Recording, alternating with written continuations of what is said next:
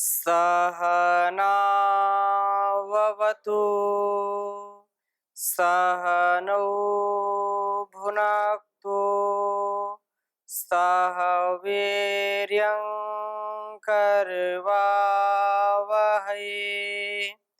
तेजस्विनावधीतमस्तु मा विद्विषावहै। ओम शांति शांति शांति।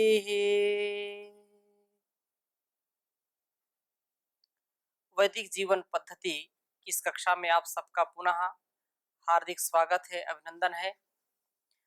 अतिथियों का सत्कार हम सबका परम कर्तव्य है। अतिथि यज्ञ के अंतर्गत यह चर्चा चल रही थी। अनेक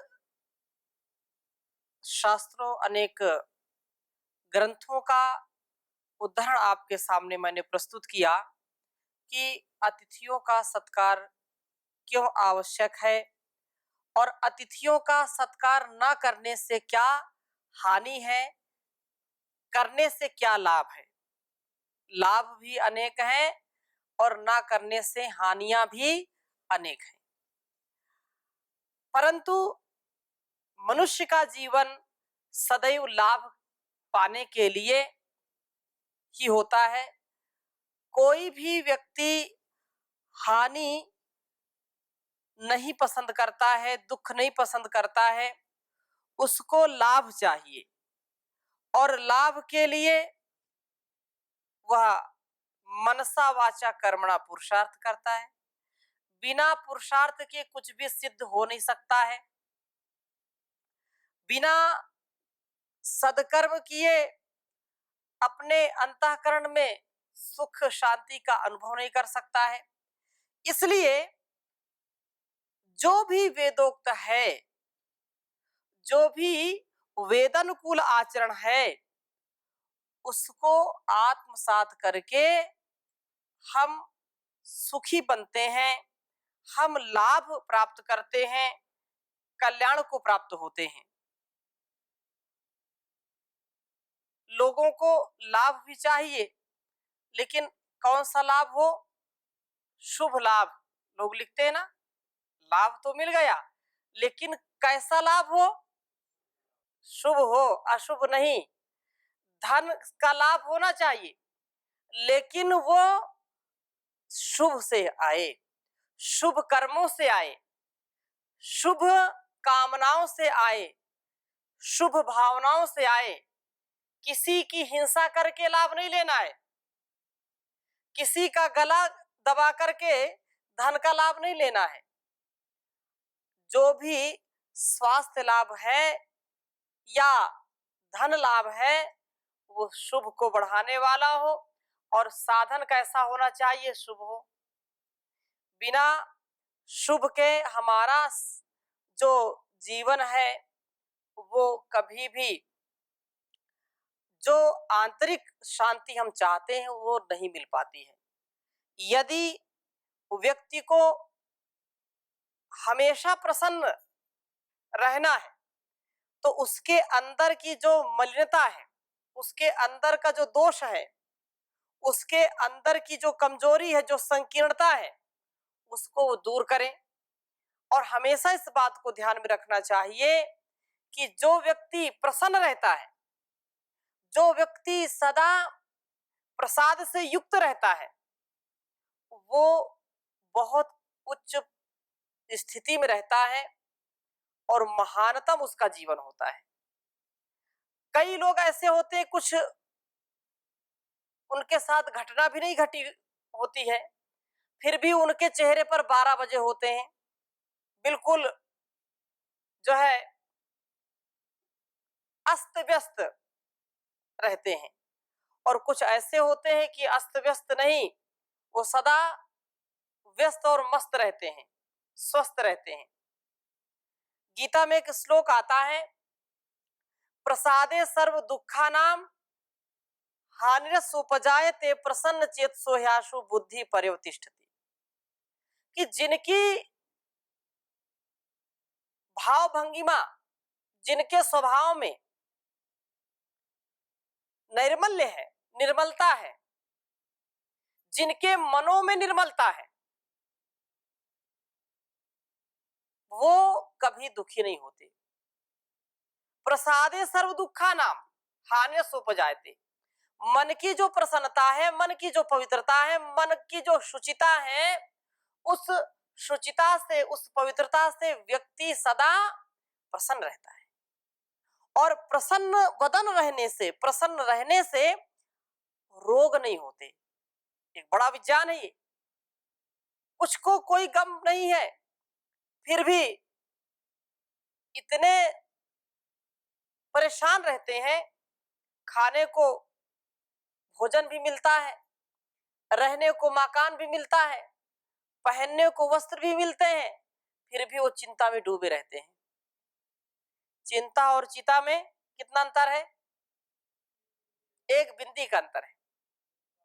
चिता और चिंता।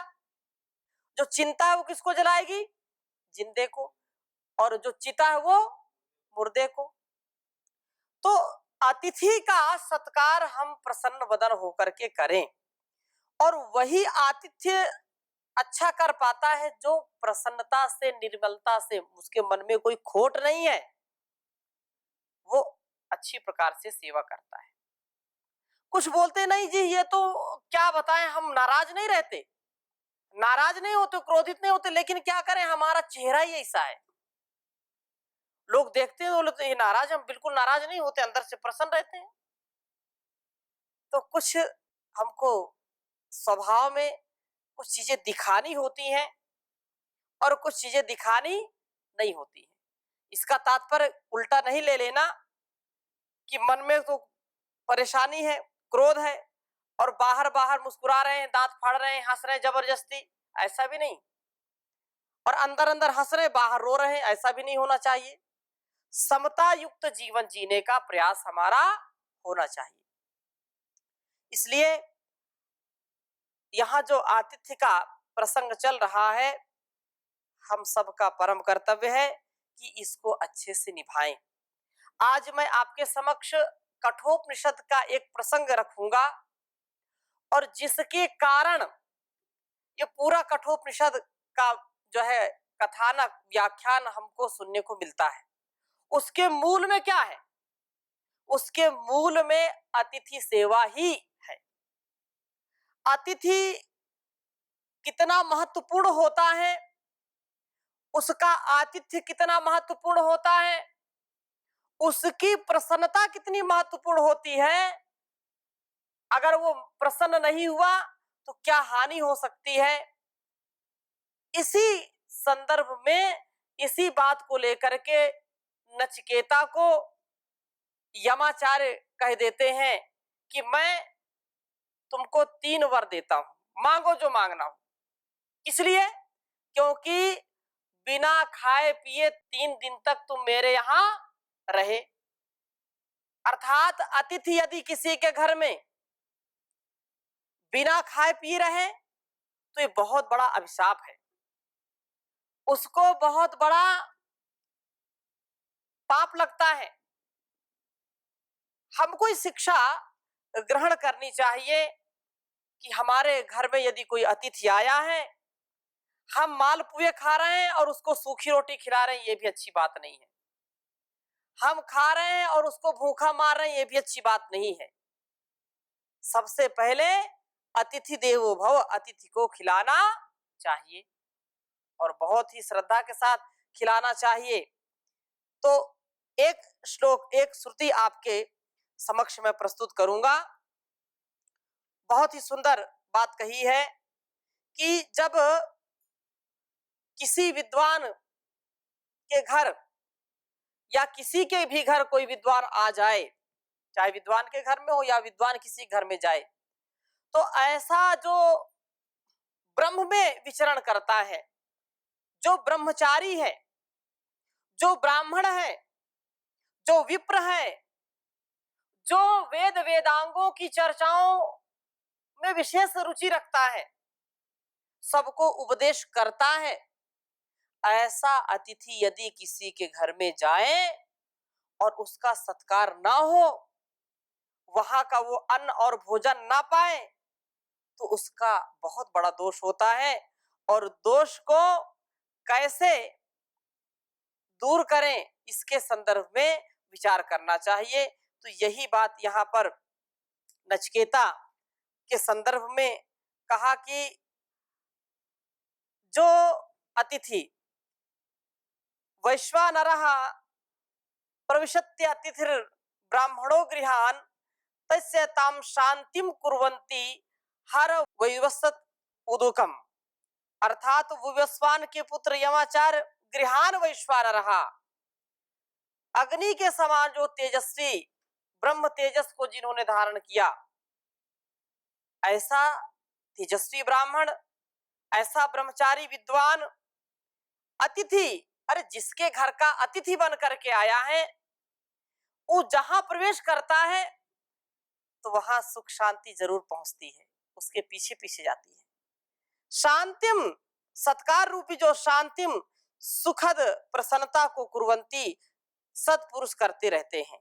इसलिए आप भी उदक अर्ध जल आदि सत्कार सामग्री को प्राप्त करिए। जब नचिकेता वहां पहुंचता है तो यमाचार्य कहीं बाहर होते, उस समय होते नहीं है। उनको उनकी यमाचार्य की धर्मपत्नी बार बार समझाती हैं कि आप आइए और आतिथ्य ग्रहण करिए, आप अन्न ग्रहण करिए, आप तेजस्वी हैं, वर्चस्वी हैं, आप हमारे घर का आतिथ्य स्वीकार करिए। नचिकेता बार बार यही बात कहते हैं कि जब तक यमाचार्य नहीं आ जाते तब तक मैं कुछ भी खाऊंगा पीऊंगा नहीं। तो यहां जो बात मैं कह रहा हूं, विद्वान अतिथि को वैश्वानर अग्नि के समान ज्ञान आदि गुणों का प्रकाशक तथा दुर्गुणों और अज्ञान को जलाने वाला कहा जाता है। जैसा हम अभी पिछले कक्षाओं में ये पढ़ते आ रहे हैं कि जिस घर में अतिथि विद्वान अतिथि जाता है तो उस घर का कलमश लेके आता है, अर्थात उस घर में जो अज्ञानता है, जो मूढ़ता है, उसको नष्ट कर देता है। अग्नि के समान देदीप्यमान होता है अतिथि। और ऐसा अतिथि जो ब्रह्म का जो है भक्त है, ब्रह्म में विचरण करता है, तो इसलिए जो ऐसे अतिथि की योग्य सेवा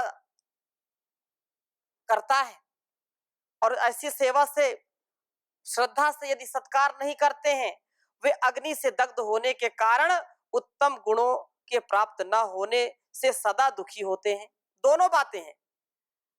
यदि अतिथि का सत्कार हो गया, अतिथि को अग्नि स्वरूप बता दिया, अतिथि को क्या बताया? अग्नि स्वरूप। और अतिथि जब जाएगा, उसका सत्कार हुआ और वो बहुत प्रसन्न हुआ, तो अपने अंदर का जो ज्ञान है, जो ज्ञान अग्नि है, उस ज्ञान अग्नि को उस घर में उसका आधान करता है और उसका जो पाप होता है, जो कलमश होता है, जो अंधकार है, जो अज्ञान है, जो अविद्या है, जो अपूर्णता है, उसको वो नष्ट कर देता है, जला करके भस्म कर देता है। और अतिथि का सत्कार नहीं होता है जिस घर में, तो वही अग्नि क्या करती है?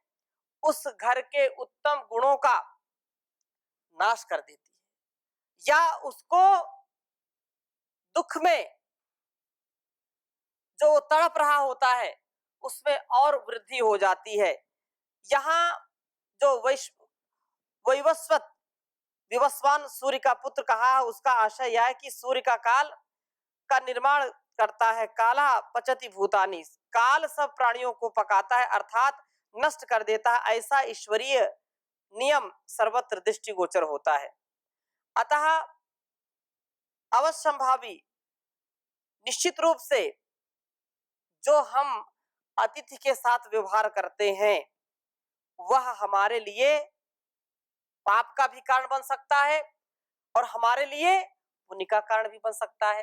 तो हमको सुनिश्चित करना है कि अतिथि की श्रद्धा पूर्वक सेवा करके हम पुण्य के भागी बने या उसका तिरस्कार करके, उसका अपमान करके पाप के भागी बने। प्रसंग अवश्य अतिथि सत्कार न करने से क्या क्या दोष होते हैं, उसके विषय में बहुत सुंदर बात कही है। इस श्लोक को लिखेंगे कि ये कठोपनिषद का जो है श्लोक आपके समक्ष प्रस्तुत कर रहा हूं मैं। कहा, आशा प्रतीक्षे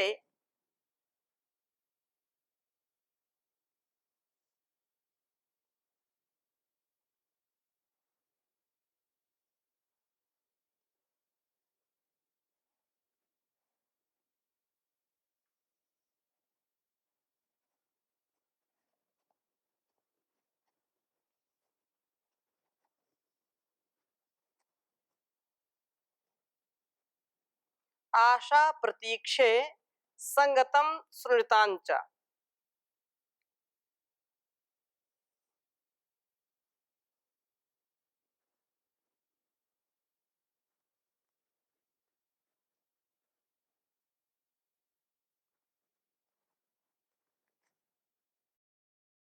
आशा प्रतीक्षे संगतम सुनृतान।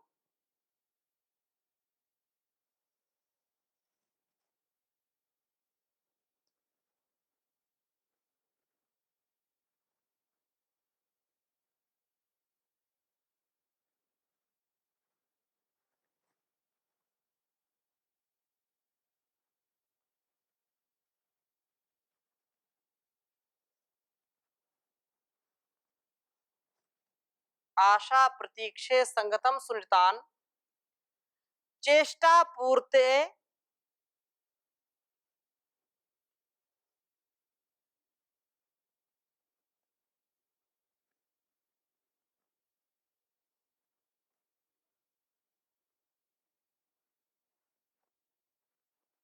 चेष्टा पूर्ते पुत्र पशुश्च सर्वान।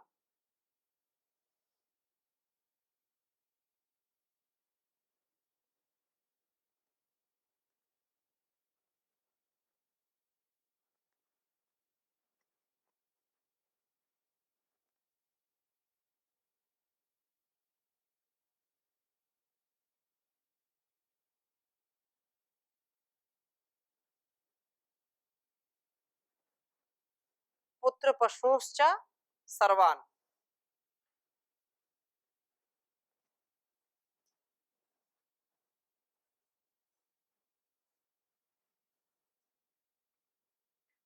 एतत् वृङ्क्ते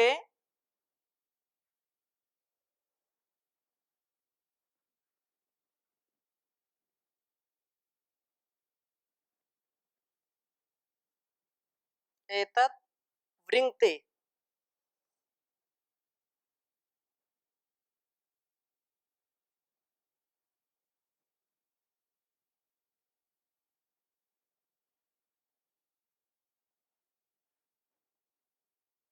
एतत् वृङ्क्ते पुरुषस्य अल्पमेधसो।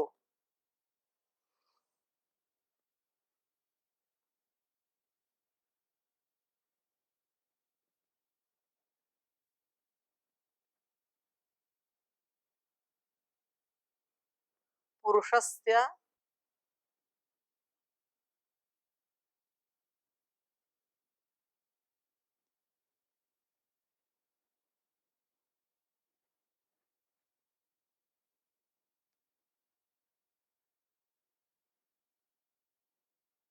अल्पमेधसो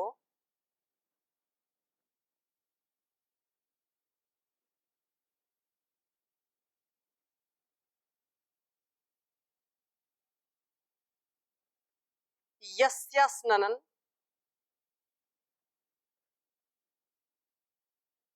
यस्य अनश्नन्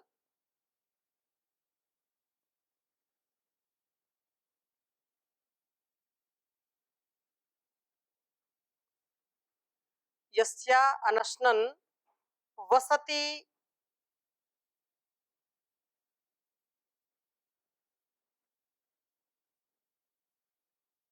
ब्राह्मणो गृहे।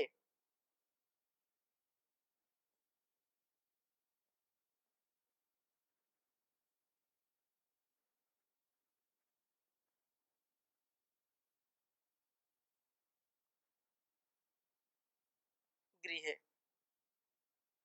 उच्चारण करेंगे एक बार।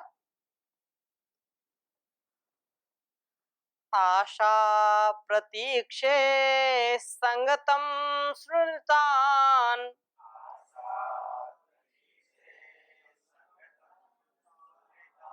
चेष्टा पूर्ते पुत्र पशूंश सर्वान्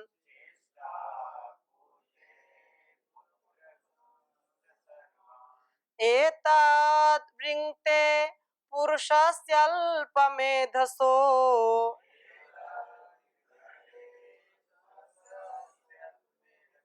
यस्या अनश्नन् वसति ब्रह्मणो गृहे।